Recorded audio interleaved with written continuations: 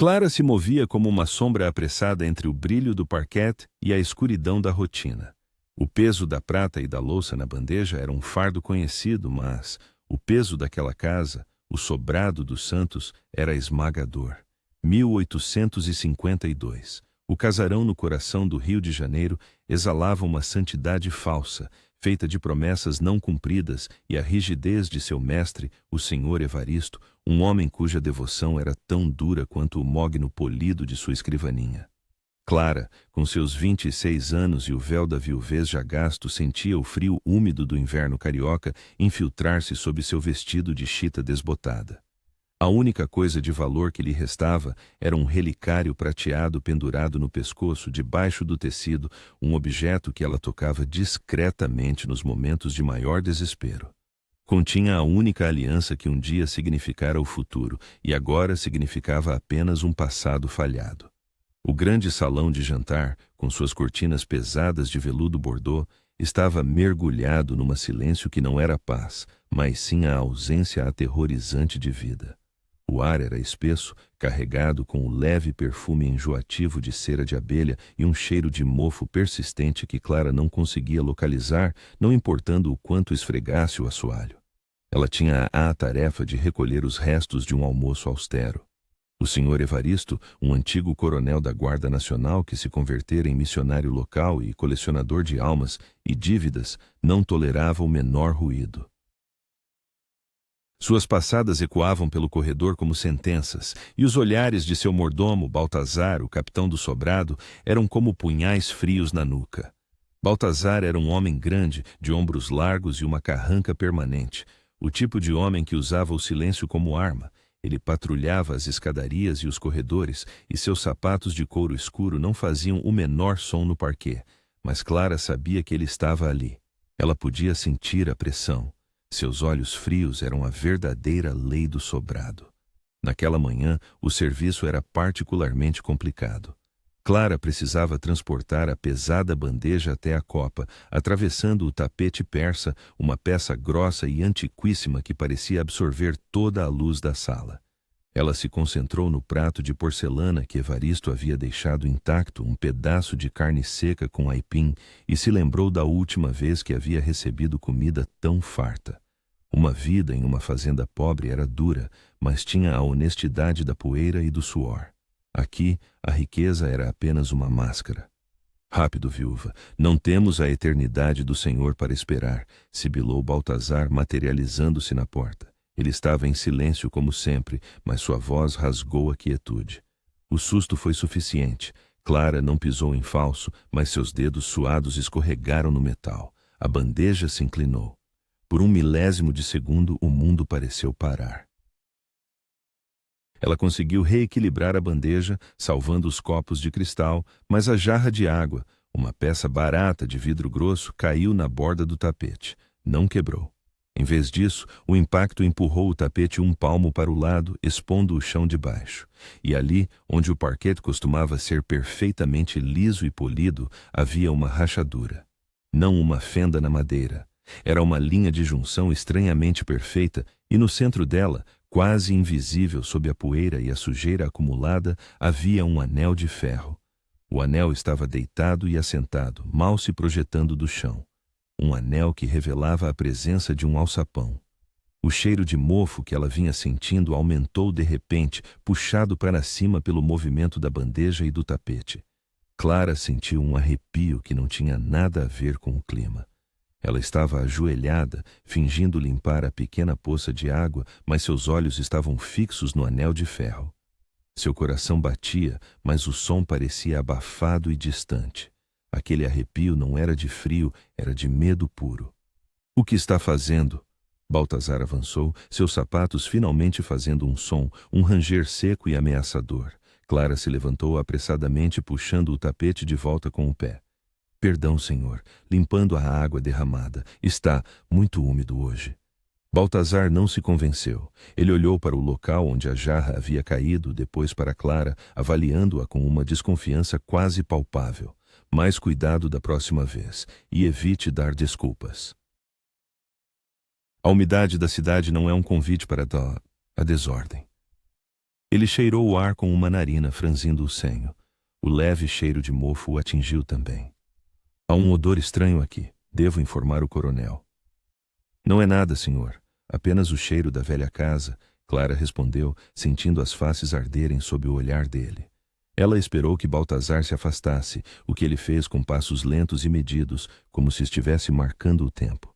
Assim que ele desapareceu atrás do arco de madeira escura, Clara voltou para... Seu desespero era agora uma curiosidade terrível. O tapete cobria tudo novamente, mas a imagem do anel de ferro estava gravada em sua mente.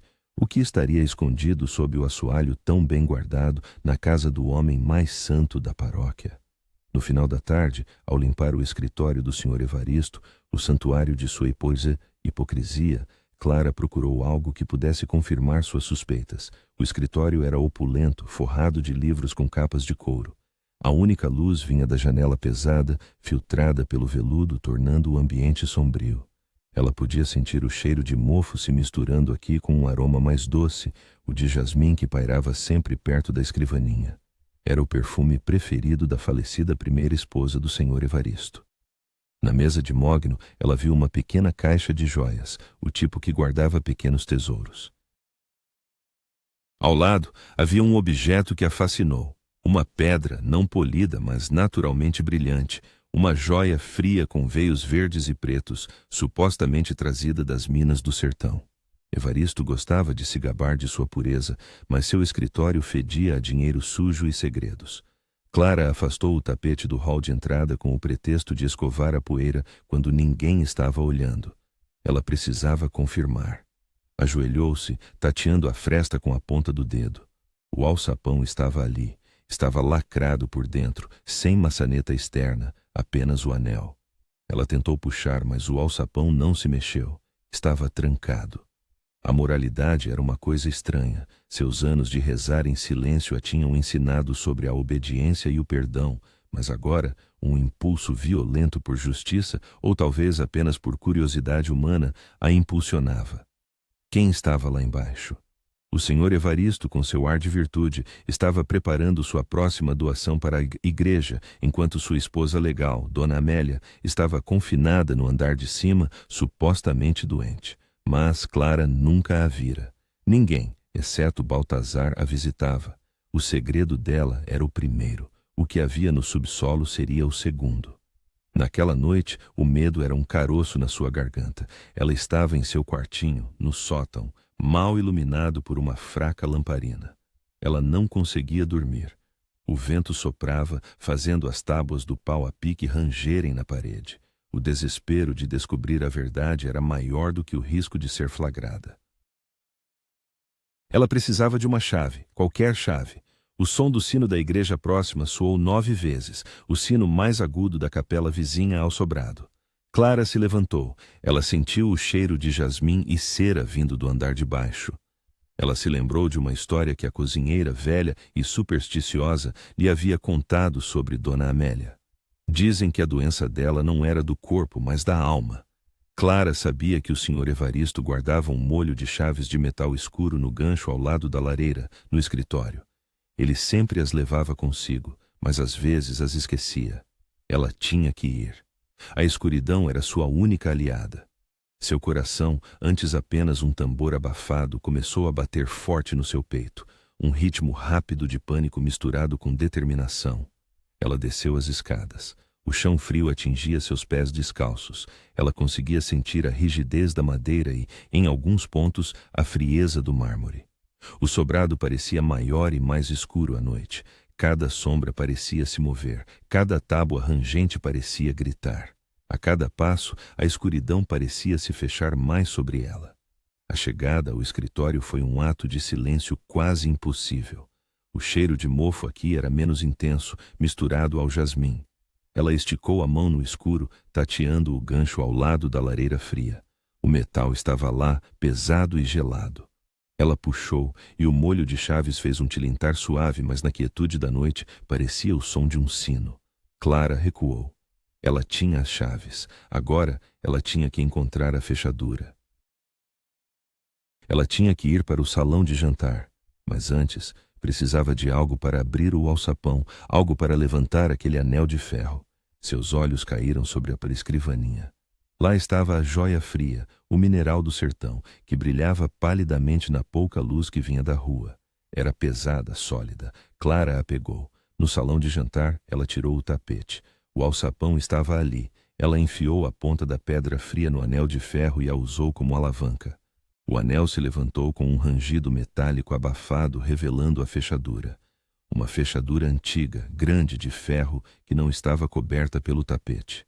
Ela tremeu, tirando o molho de chaves. Havia 5 chaves. Ela tentou a primeira, depois a segunda. Nenhuma delas se encaixava. Ela tentou a terceira. Um clique. O som foi baixo, mas ecoou como um trovão. O ferrolho se soltou. O coração de Clara estava descontrolado, uma batida ensurdecedora. Ela abriu o alçapão. Um vento gelado e úmido subiu, trazendo consigo um cheiro de mofo tão forte que a fez cambalear. E com ele veio um som. Não um grito, mas um murmúrio desesperado e fraco. Era a voz de uma mulher. Ela podia sentir o peso da decisão, salvar a si mesma ou descer para a escuridão. O sussurro fraco chamou por ela das profundezas, e Clara não hesitou mais. O alçapão aberto era uma boca escura que exalava uma frieza de sepultura e um cheiro de mofo insuportável, denso, como se o ar ali nunca tivesse visto a luz do sol. Clara tateou as bordas e encontrou uma escada de madeira bruta, tão velha que parecia esfarelar sob o seu toque. A lamparina que trouxera, uma peça pequena de bronze que mal iluminava um palmo, era a única testemunha de sua traição. "Quem está aí?" A voz veio de baixo, mais um gemido arrastado do que uma pergunta. Estava cheia de desespero e uma fome por contato humano que fez a garganta de Clara apertar. "Uma serva. Eu a vi, senhora. Por acidente", Clara respondeu em um murmúrio, a voz tremendo. As tábuas velhas rangeram, traindo sua descida. Ela não esperou por uma resposta. Desceu devagar, passo a passo, a joia fria ainda em sua mão, sentindo a umidade da parede de pedra. O som da igreja soara 9 vezes. O sino mais agudo havia ficado para trás, e agora o único som era o ranger lento de seus passos. O porão não era uma adega comum, era uma masmorra. As paredes eram de pedra irregular, e o chão de terra batida estava úmido e frio. A luz fraca da lamparina revelou o cenário. Encostada na parede, em um canto escuro, estava uma figura feminina. O queixo de Clara caiu. Não era a figura louca e selvagem que ela imaginara, mas uma mulher pálida, vestida com um camisolão de linho sujo, os cabelos castanhos caindo em desalinho sobre os ombros magros. Era Dona Amélia, a primeira esposa do Sr. Evaristo, dada como doente terminal e confinada, agora parecendo mais um fantasma do que uma paciente. Você tem um brilho na mão", disse Dona Amélia, seus olhos azuis arregalados fitando a joia fria. Sua voz era um sussurro rouco quase inaudível. Clara se aproximou, o coração em seu peito batendo como um pássaro preso. "Eu a encontrei. É de meu mestre." Dona Amélia riu, um som seco e assustador. "Dele? Ele não tem nada de bom, só segredos e devoção falsa. Olhe para mim." A mulher estendeu um pulso fino. Estava preso à parede por uma corrente de ferro curta, o metal parecendo frio e cruel contra a pele branca. O ambiente fedia não só a mofo, mas também a sujeira e a desatenção. O ar era denso, quase impedindo a respiração. "Oh, milagre de Deus!" Clara sussurrou, tocando o pulso dela com a ponta dos dedos. O toque era frio, mas a carne era real. Amélia não estava louca, estava apenas presa. "Ninguém vem aqui além de Baltazar", disse Amélia, seus olhos fixos. "Ele traz o pão seco e a água. Ele vem para se certificar de que eu ainda respiro." Clara sentiu um choque. Não era a louca esposa, mas a refém. O nobre e devoto Senhor Evaristo, o homem que pregava sobre justiça e caridade, mantinha sua esposa acorrentada no porão. A promessa de caridade de Evaristo era a mesma que a de sua bondade, vazia. "Há quanto tempo a senhora está aqui?" "Perdi a conta dos invernos. 3, 4, desde que eu ousei perguntar sobre a herança, desde que perguntei sobre o capataz." A palavra capataz a fez parar. Por que o Sr. Evaristo a manteria presa? Amélia parecia lúcida, apenas fraca. Ele não quer que eu revele seu segredo. Ele roubou o dinheiro de minha família e antes que eu pudesse escrever para um primo na capital, ele me trancou. Ele diz que estou louca, que é para minha própria proteção, mas é a vingança dele. Clara engoliu em seco. Ela tinha consigo o molho de chaves que roubara do escritório. Evaristo guardava as chaves do sobrado dos Santos, mas qual delas abriria o cadeado no pulso da mulher? Eu tenho as chaves do mestre. Clara mostrou o molho, o tilintar suave sendo o único som metálico além da corrente. Amélia tentou esticar o pescoço, mas a corrente era muito curta. Não, ele tem a chave desta prisão separada. Ela está em outro lugar. Baltazar a carrega. O mordomo, aquele homem silencioso e ameaçador, era a chave da liberdade. O desespero de Clara aumentou. Ela não podia ir embora e deixar Amélia assim, mas ficar significava ser pega. Eu vou buscar essa chave, senhora, Clara disse, a determinação crescendo. Ela apertou o relicário prateado sob o vestido. O anel de seu falecido marido, que simbolizava o fim de sua própria liberdade, agora a motivava a libertar outra. Cuidado com a geada no coração do Evaristo, Amélia alertou. Ele é mais frio do que o ferro. Ele tem um segredo no escritório. Uma escrivaninha. Ele usa uma caneta de pena com um cabo de marfim. O cabo dela se solta. Ali ele guarda um pequeno objeto de metal, um apito. Ele só assobia para Baltazar. Se você ouvir esse som, corra. Clara assentiu, guardando a imagem da escrivaninha. A lamparina tremulou e a sombra de Amélia na parede pareceu dançar. O tempo estava se esgotando. Eu voltarei. Eu farei uma promessa, Clara jurou. Ela subiu a escada. O chão de madeira rangeu. Ela fechou o alçapão sobre a escuridão e o cheiro de mofo, girando a chave na fechadura. O clique seco e final foi como um tiro na quietude do sobrado. Ela puxou o tapete de volta, cobrindo o segredo do coronel Evaristo. Em seguida, ela correu. Clara se esgueirou de volta para o escritório, as chaves de Evaristo pesando em sua mão. Ela precisava devolvê-las antes que o sol nascesse, mas antes ela faria mais uma pesquisa. O escritório estava exatamente como o tinha deixado. Apenas o cheiro de jasmim, que ela agora associava à hipocrisia, era mais forte. Ela foi até a escrivaninha, deslizando os dedos sobre a madeira polida. A caneta de pena de marfim estava ali. Com cuidado, ela torceu o cabo. Ele se soltou, e lá estava ele, um pequeno apito de metal escuro. Não era bonito, mas era perigoso. Ela o pegou. Era o plant que Amélia havia mencionado. Ela o guardou no bolso do avental, junto com a joia fria. Agora, o molho de chaves de Evaristo. Ela o recolocou no gancho, sentindo o alívio, mas no mesmo instante o silêncio foi quebrado. Um som seco e pesado veio do andar de cima, como se algo tivesse caído ou alguém tivesse batido em algo maciço. O som estava muito perto. Seu coração saltou para a garganta. Evaristo! Clara se escondeu atrás das cortinas de veludo, o tecido grosso e pesado cheirando a poeira e tempo. Ela podia sentir o calor da sua própria respiração no tecido. Ela esperou. A respiração acelerada. O som não se repetiu. No entanto, um segundo depois, ela ouviu algo muito mais aterrador. Um murmúrio. A voz de Baltazar, calma e medida, vinha do final do corredor. Ele estava falando com alguém. Ele estava voltando.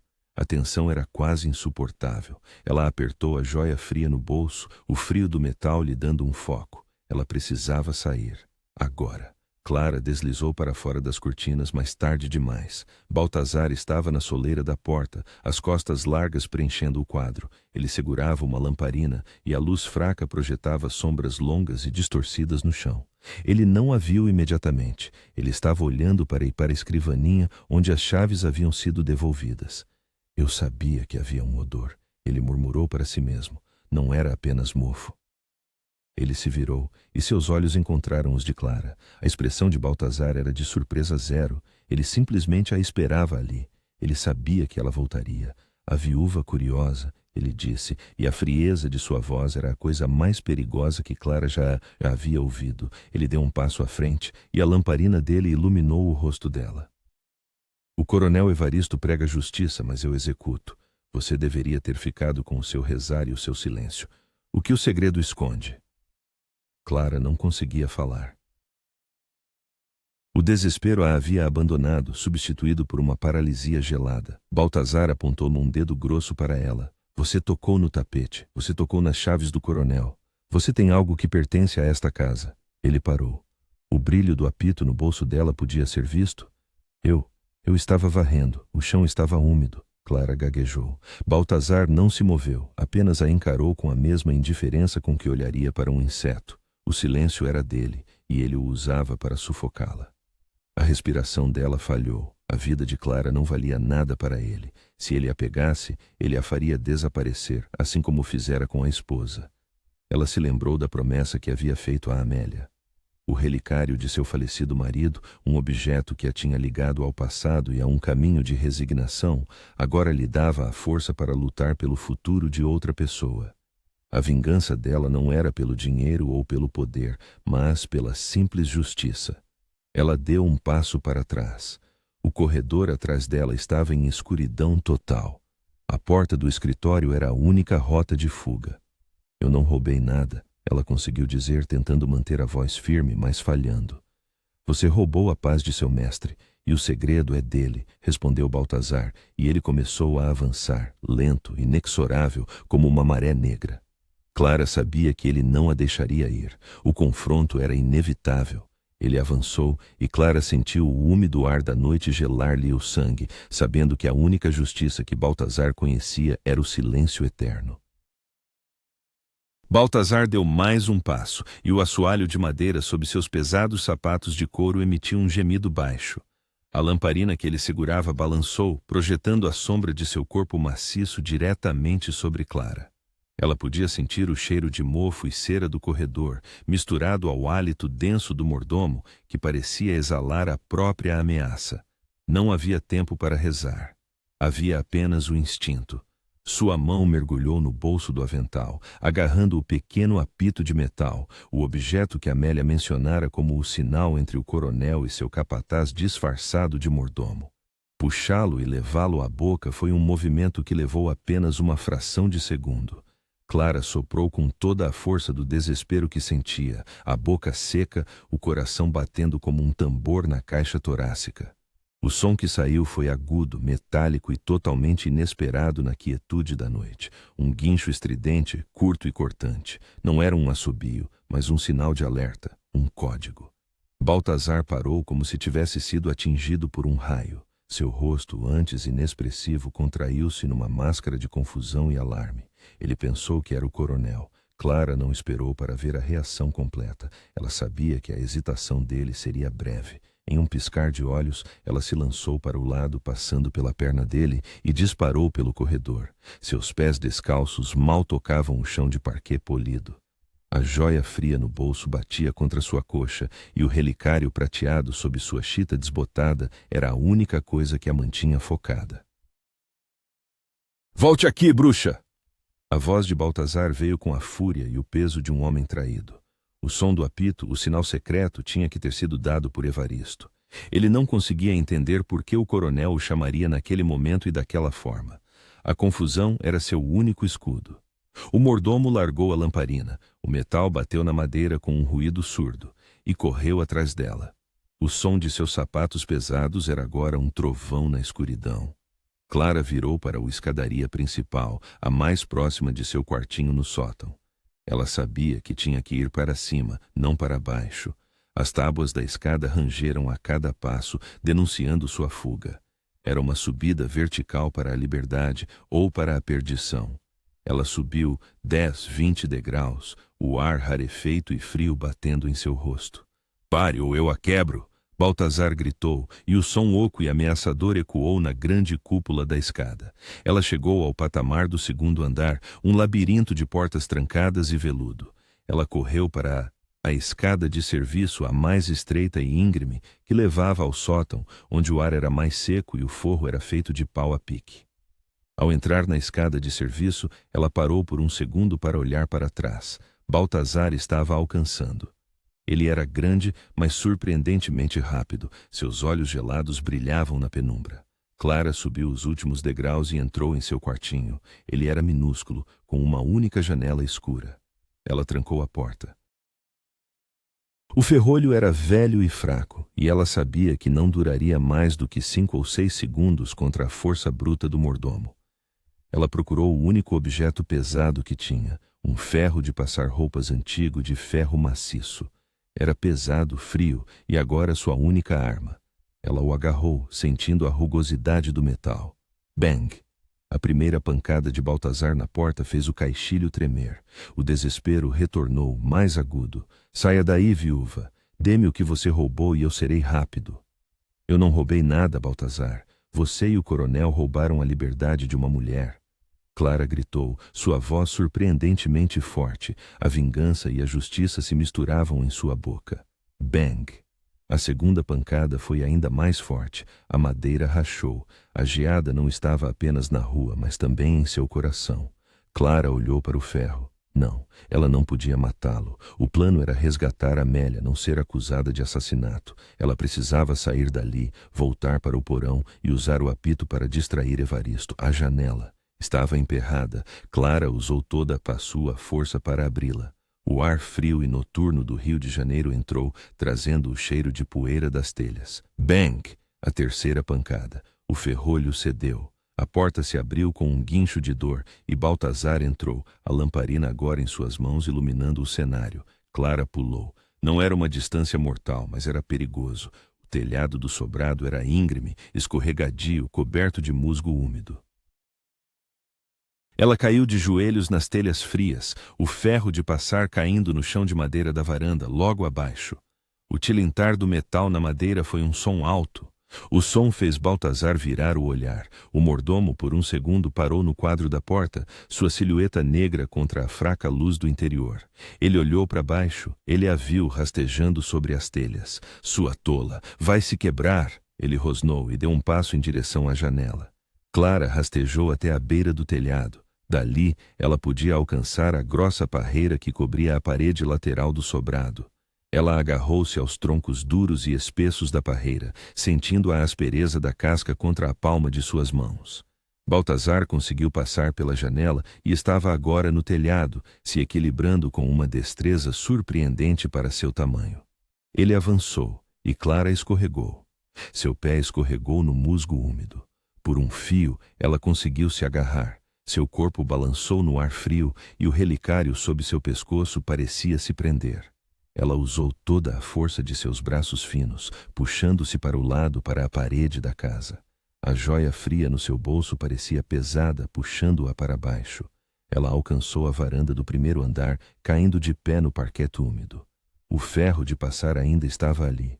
Ela o ignorou e correu para o jardim. Baltazar gritou do telhado. Eu vou achá-la. Não há milagre que a salve. Clara correu pelo jardim, que era um labirinto de buchos e sombras. Ela estava descalça, sentindo a frieza da geada na grama. Ela sabia que não podia fugir da fazenda sem Amélia.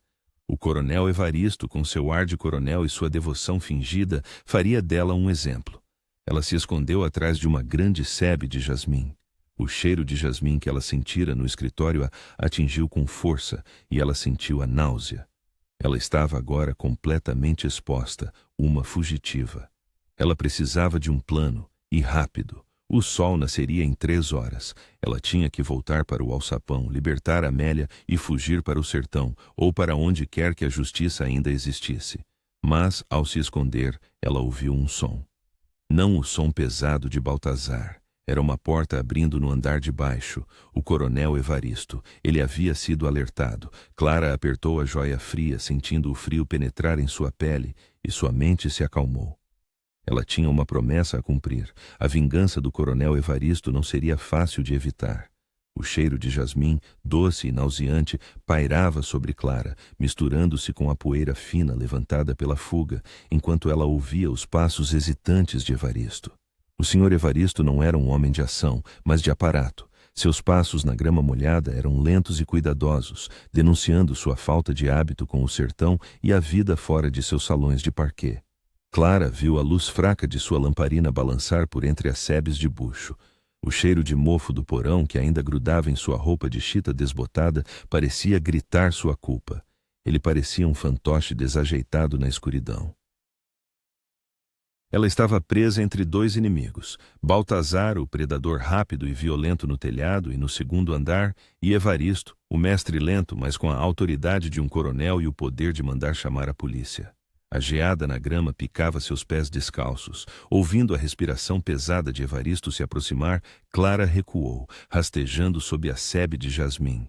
A fragrância intensa quase a sufocou, mas lhe forneceu um esconderijo temporário.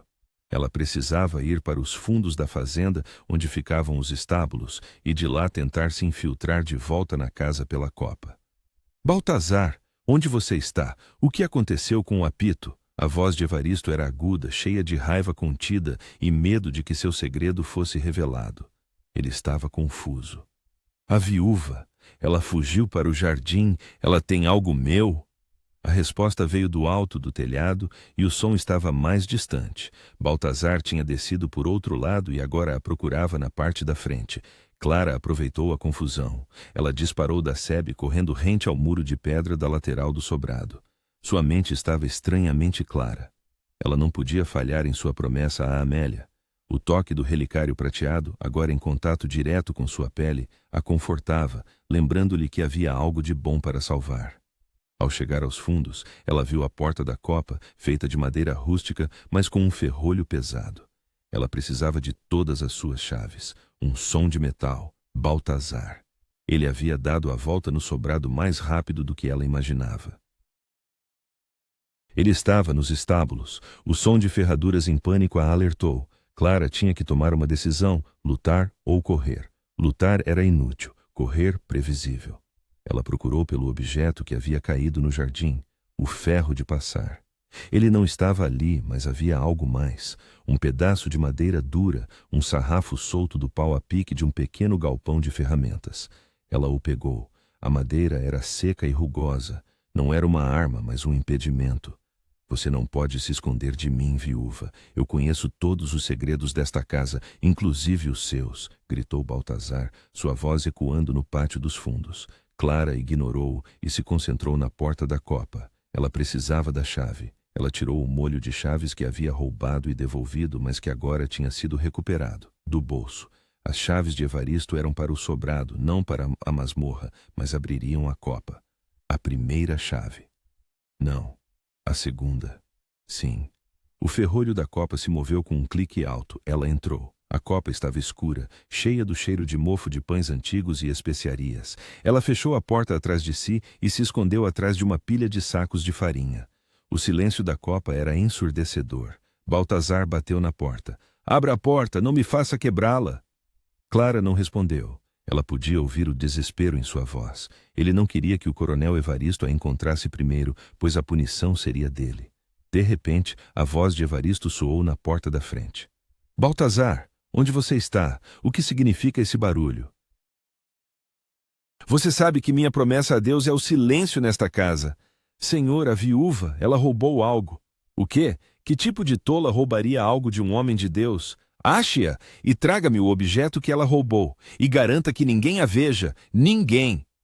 Clara percebeu o que havia acontecido. Evaristo estava mais preocupado com seu nome do que com qualquer outra coisa. Ele não podia ter um escândalo envolvendo sua esposa acorrentada ou o roubo de um item que comprovasse o crime. O objeto que Baltazar pensava que ela tinha roubado não era o apito, nem a joia fria. Era a justiça de Amélia. A porta da copa foi atacada por Baltazar. Ele não bateu, ele a chutou. A madeira estalou. Clara se encolheu. Ela precisava de um plano que usasse a confusão deles. O apito era a chave. Ela tirou a joia fria do bolso e a colocou na pilha de sacos de farinha. Ela seria uma distração. A porta cedeu.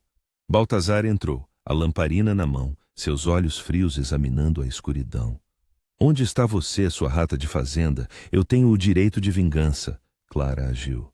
Ela chutou a pilha de sacos de farinha. A poeira branca explodiu no ar. O mordomo tossiu, cego pela nuvem de farinha. A lamparina caiu no chão, mas não apagou. A luz trêmula iluminou a cena. A farinha espalhada e, no centro, a joia fria, brilhando como uma promessa falsa. Ah, ali está, o meu.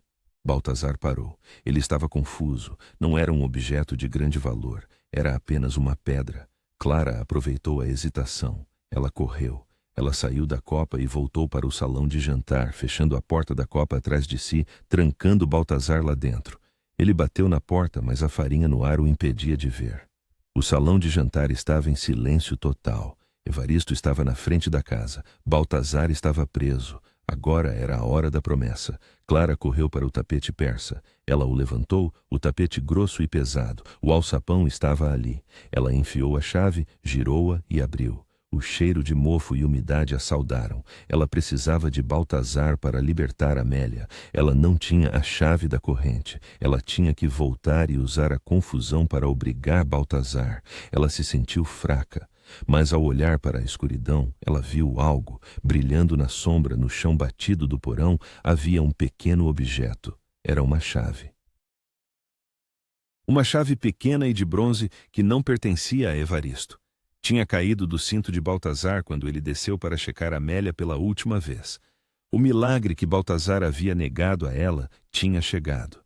Clara desceu as escadas de madeira, desta vez com o sarrafo na mão, o coração batendo com a esperança. Senhora, eu encontrei a chave. O desespero de Amélia seria transformado em liberdade. A pequena chave de bronze parecia pesar 1 tonelada nas mãos de Clara, a única promessa real de justiça que ela tinha. Parte 4. Clara desceu a escada de madeira bruta, o sarrafo solto do pau a pique ainda na mão, mas agora mais um fardo do que uma arma. O cheiro de mofo e umidade a envolveu, mais forte do que nunca, e o ar úmido do porão parecia abraçá-la. A lamparina, deixada no chão da entrada, criava sombras fantásticas que dançavam ao redor de Amélia. A senhora viu o que caiu? Uma chave, senhora. De bronze. Clara sussurrou, agachando-se ao lado da prisioneira. Os olhos azuis de Amélia, antes cheios de desespero, agora brilhavam com uma faísca de esperança. Ela estendeu o pulso fino e algemado. A corrente era grossa, o cadeado de ferro escuro. Clara tirou o pequeno objeto do bolso. Era menor e mais delicado do que a chave do alçapão, com um formato que lembrava o perfil de um pássaro. Com as mãos trêmulas, Clara inseriu a chave. O metal gelado do cadeado encontrou o encaixe. Ela girou. Um clique suave, quase inaudível, mas para as duas mulheres, o som de sua justiça.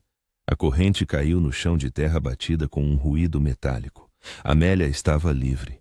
Ela esfregou o pulso, onde o ferro havia deixado marcas vermelhas e escuras. O toque do relicário prateado sob o vestido de Clara deu-lhe a força para continuar. O ar preso finalmente se moveu. Clara, que milagre! Amélia sussurrou, a voz rouca pela falta de uso. Ela tentou se levantar, mas suas pernas, enfraquecidas por anos de confinamento, cederam. Eu estou fraca. Eu a ajudo, senhora. Clara assegurou, sentindo a frieza do corpo de Amélia através do linho fino. Ela se lembrou da geada lá fora e o pensamento de tirá-la para o frio a fez hesitar. Mas não havia escolha. A vingança de Evaristo seria mais fria do que qualquer inverno.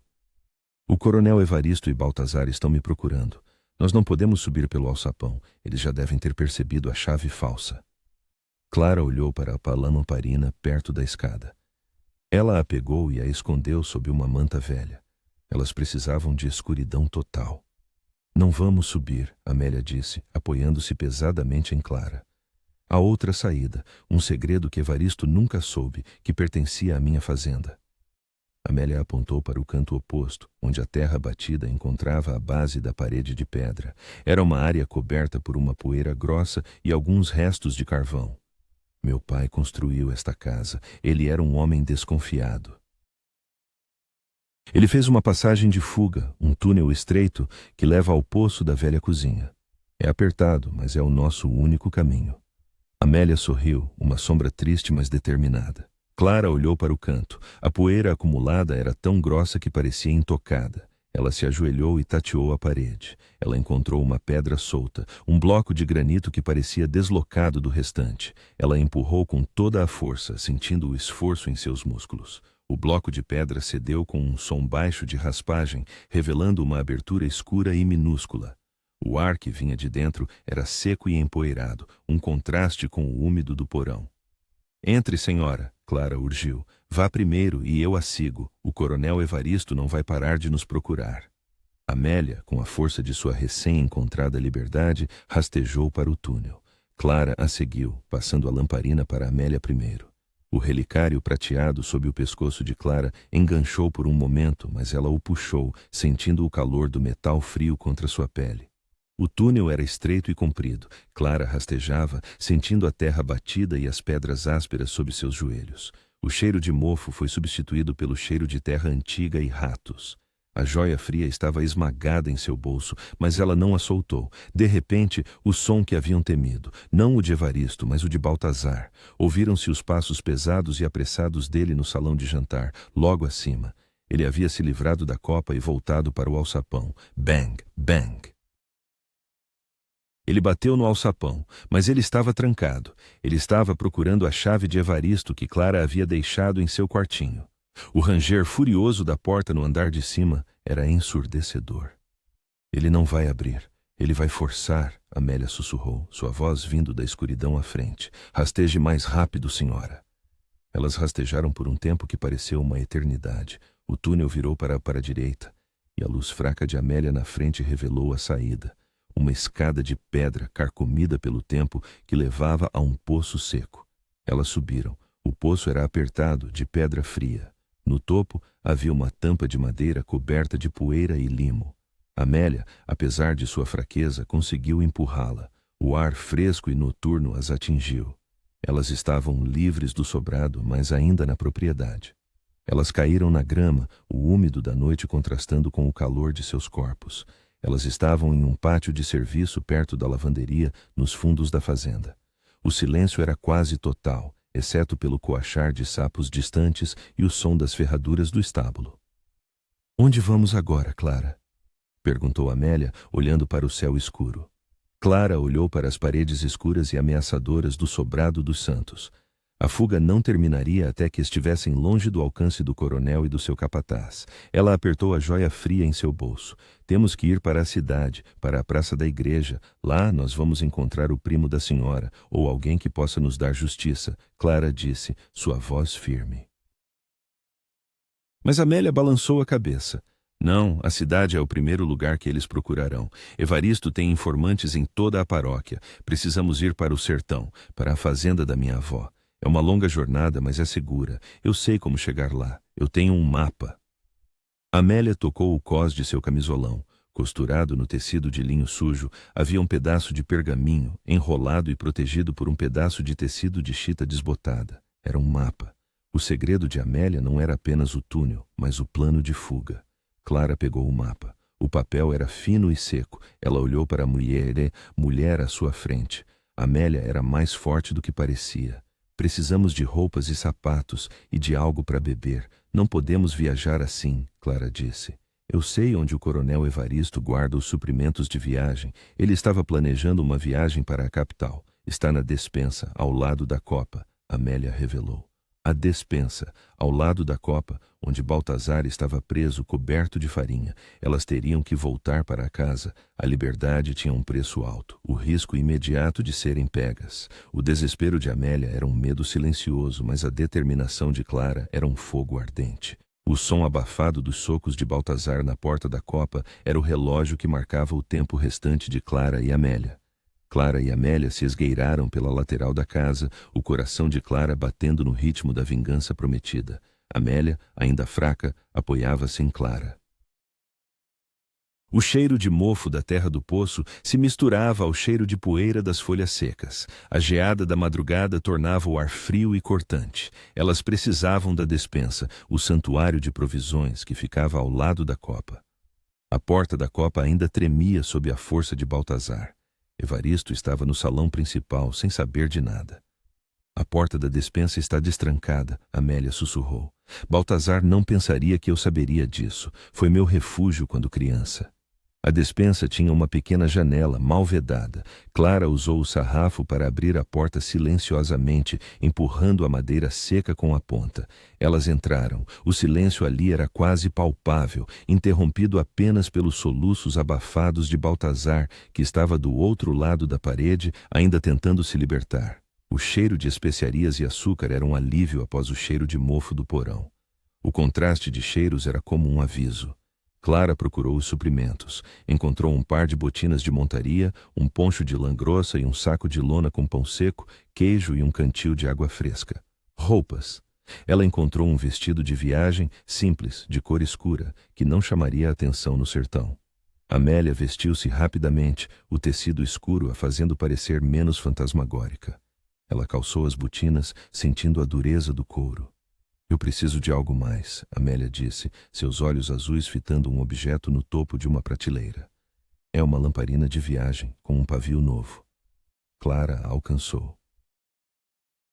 A lamparina era mais robusta, de latão polido. Ela a acendeu. A luz fraca e amarelada iluminou a joia fria que Clara havia colocado na prateleira. Ela a pegou. O metal frio a lembrou da decisão.